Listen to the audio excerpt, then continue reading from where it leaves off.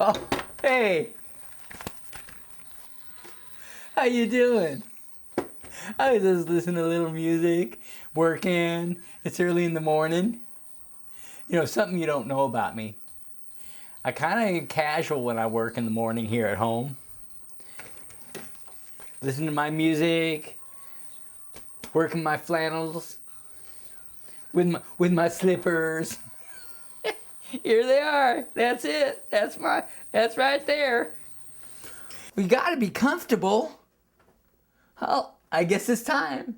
Yes, it's time for another exciting episode of the da-da-da-da-da-da Burning Bench.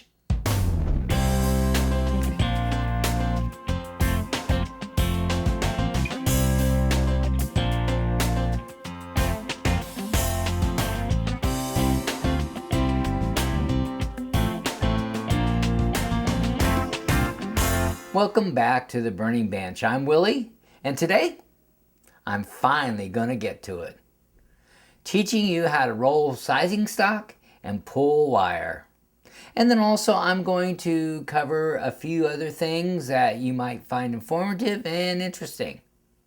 But first, we're gonna go ahead and revisit a segment from episode 6 on how to pour metal into an ingot mold.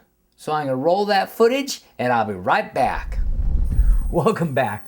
We're ready to pour some gold. Got my crucible. Crucible is what I melt my gold in. I put some scraps in here so it can melt down.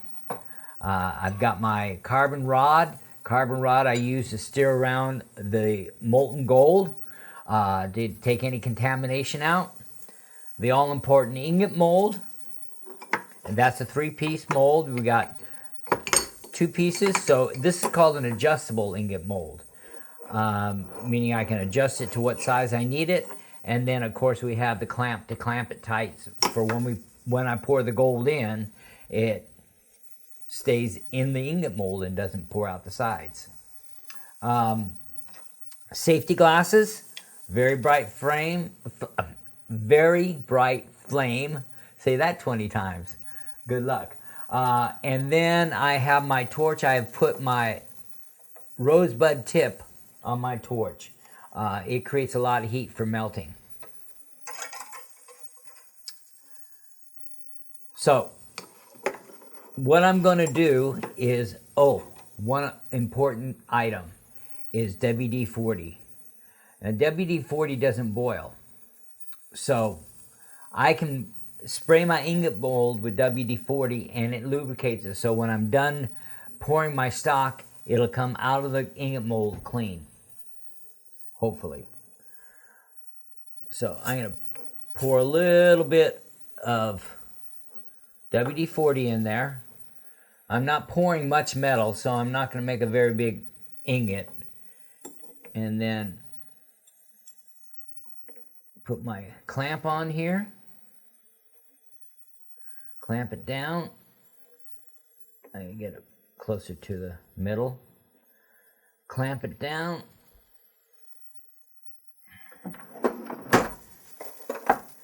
And then I just like to kind of beat on it a little bit and make sure that it's down all the way. So from here on out, I'm going to have to stand up. I can't pour gold sitting down. So, but the important thing is watching what I do and learning the procedure. So, enjoy looking at my belly.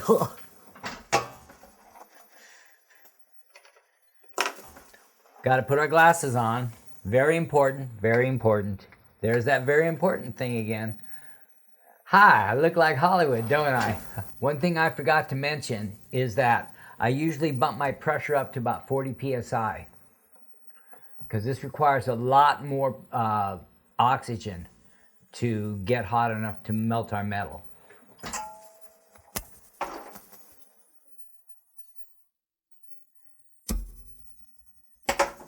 All right, here we go.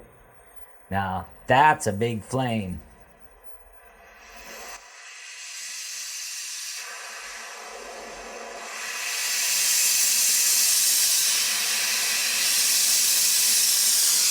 Okay, the first thing is I gotta draw all the moisture out of the ingot mold.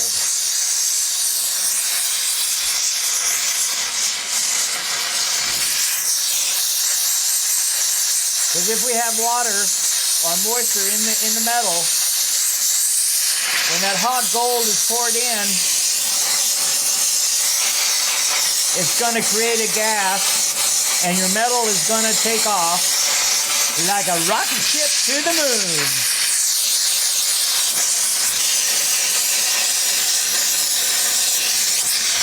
All right, that should be good. Now I'm going to heat our gold.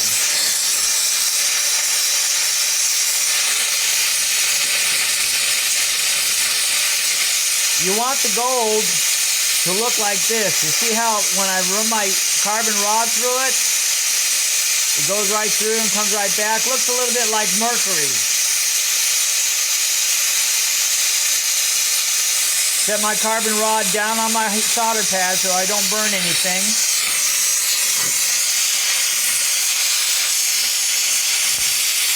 So hopefully now I'm going to get this and it's going to come right down in the right place.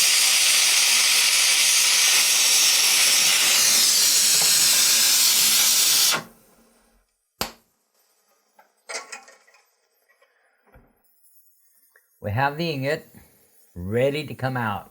I need to persuade it a bit though, because I have a slit, just a little bit where the bottom plate and the ingot side plate, there's just a bit of a gap, and sometimes my gold will flow underneath that, and so I have to kind of persuade it to get it out.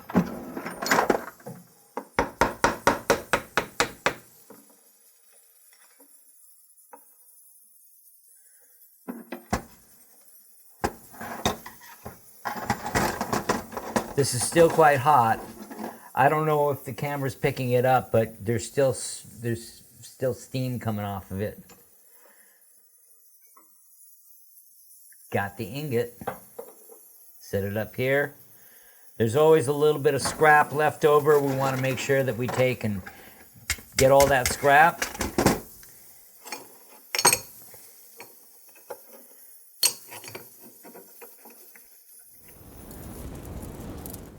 Welcome back. Now that I have refreshed your memory on how to pour an ingot, we're going to take an ingot. This is yellow gold, and I'm going to roll some much needed sizing stock.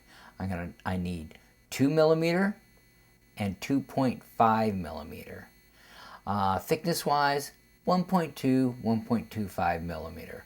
That's going to pretty well do it for a large majority of the rings that I have to size for my accounts.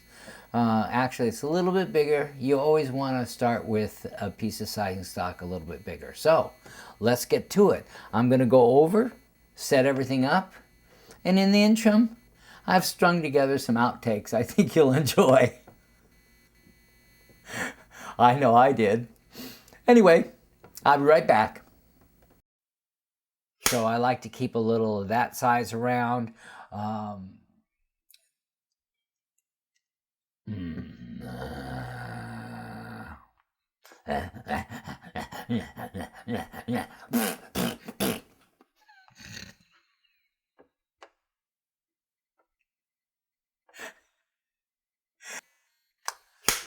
Number 8.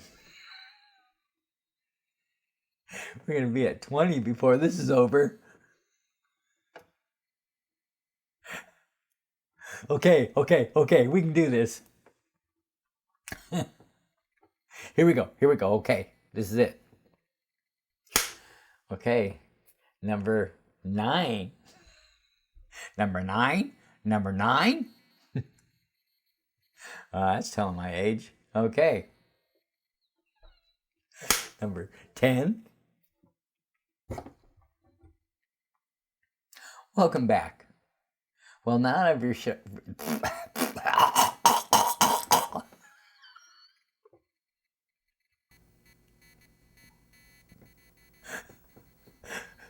this is horrible. Okay, we're gonna get it this time, folks. Number 11. Now that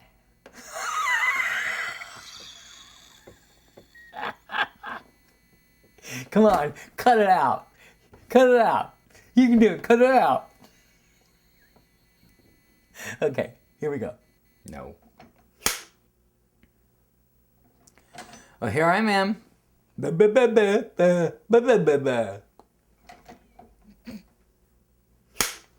I have annealed my pieces of gold. We have two of them. Two of them.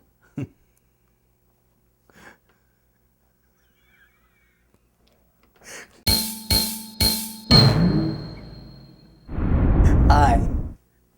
This is my rolling mill. You like it? I bought it used. It's old and it's ugly, but it works. Used mills are really difficult to find. I just really got lucky when I bought this one. It has a few quirks in it, but it works, and that's what counts. If you can find a mill, I'd jump on it. Even if there's a few things wrong with it, you can probably take it to a machine shop and they can get it working for you. And it's just a really important piece of equipment to have in a shop.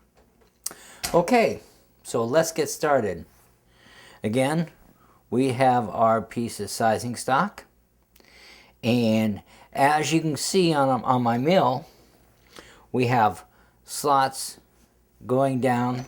Let me point this a little bit better. Here, I'll use a pointer so my fat hand doesn't get in the way. Okay, we have slots going down in different sizes all the way down.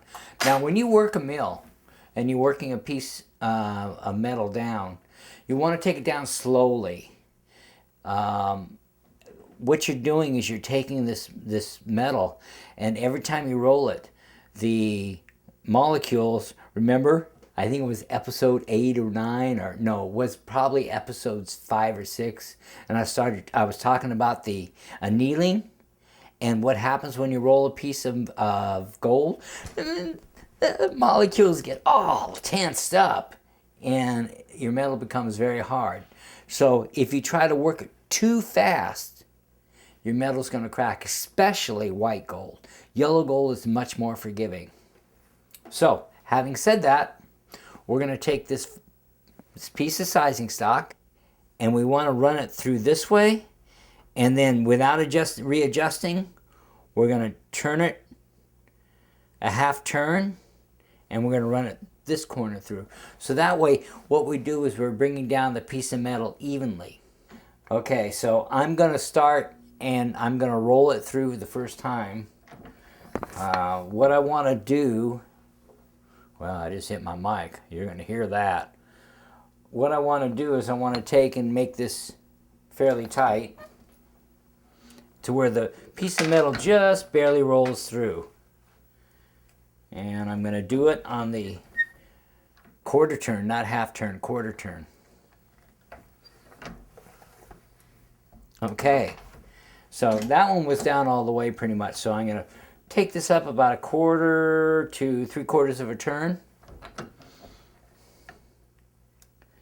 And see how that fits.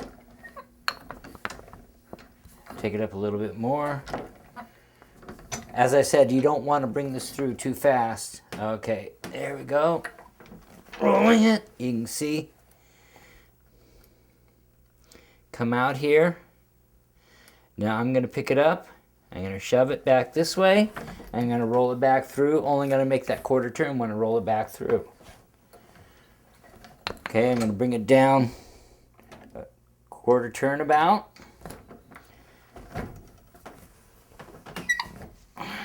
Pull it through, quarter turn it. Okay, you can see it's starting to, let me get in front of the camera. I'm using my cheating monitor. Okay, you can see it's much smaller than it was, and it's starting to get pretty square. This is what's important, is making it so it's the same diameter both ways, or as close as we can get it. It doesn't always roll real even, but it rolls fairly even. So Right now, this one is 394 by 413. So I'm going to finish I'm in the second groove.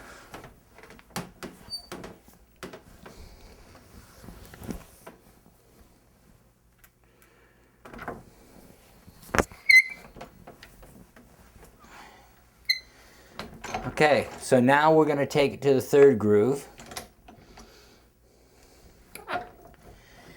And we're going to keep repeating this process until we get it down to where we can roll it flat. Now I'm going to go ahead and roll this until I get it down to where I want it. I'll be right back.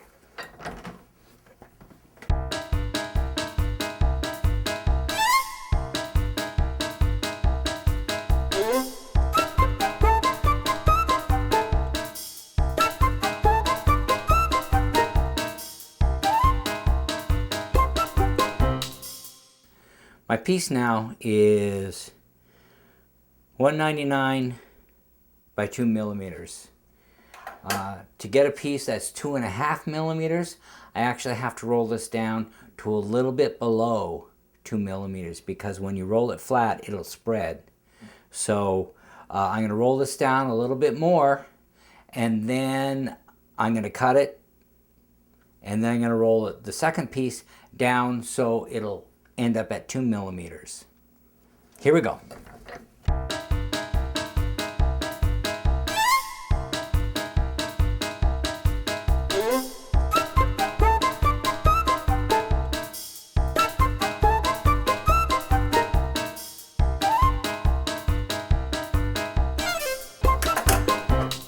Okay, now I'm down to about 180, and I think that's going to be good for my 2.5 millimeter piece.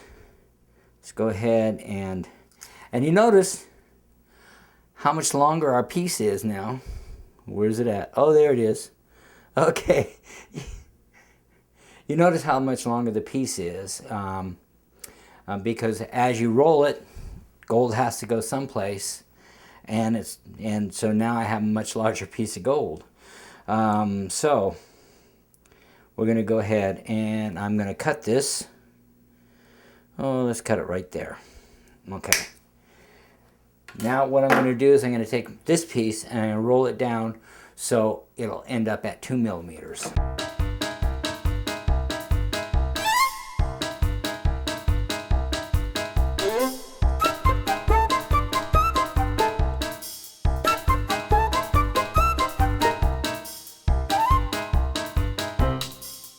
Alrighty, I think we're ready. What I'm going to do is I need to go and anneal these. Anneal them is what you do is you heat the pieces. I've showed you in past episodes how to do that. And it takes and smooths and calms all the molecules and makes it softer. Because if I try to roll this flat while it's this hard, it's going to crack on me, and there's going to be part of the sizing stock that is not going to be usable. Also, it might even just have cracks all the way through it. So really important to anneal it as you go along in the rolling process. So I'll be right back. I've annealed my pieces of gold now. Now they're all relaxed. You can see them. I can't, I wear glasses for distance, and I hate wearing my glasses inside. So I'm struggling to see my monitor. Now, you could say to yourself, well, Willie, why don't you just move the monitor closer so you can see it? To which I would say, you do have a point. That is a logical thing to do. But it took me a while to get it set up where it is. Like 2 or 3 minutes. No, probably a minute, probably 30 seconds. And this is much more fun and entertaining. Don't you agree? Okay, we have our pieces of gold annealed. Now we want to roll them flat, and we want to roll to approximately 1.2 to 1.25 millimeters. It's going to be plenty of thickness to be able to solder to the rings I normally work on. And as you go along and you do more, depending upon, I just noticed I got stripes. That's kind of cool. Okay, I'm back. I hope you don't mind my stripes. Here's looking at you. No. This is way too fun. We're gonna roll this flat. So what I do to start is I come over here and I want to bring this up to where this kind of slides through. Okay, it's sliding through now. You can see it on the other side, I think, sliding through. I can see it. I hope you can. Anyway, it's there. And then I'm going to take and bring this down about a quarter turn, and I'm going to run that through. Now, what's important about running it through when you're doing it, doing a flat stock, is you want to run it as smooth as possible and as fluid as possible. Otherwise, it's going to bend on you. Can you see that? Yeah, you can. It's going to kind of bend on you. And you want to try to roll it as straight as you can. So let's take the other piece, and I'll be a little bit more fluid with it this time.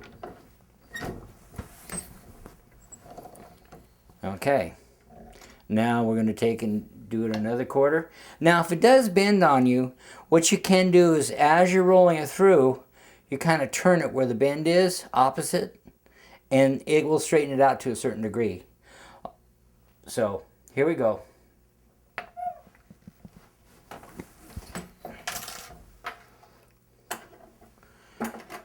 Let's measure this. 1.39. Whoopsie.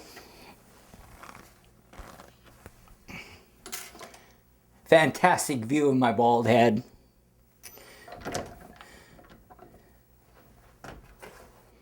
.2 by 198. Perfect. So what I'm going to do now with this one is, this I can probably run through with one pass, and it should be fine. So here we go.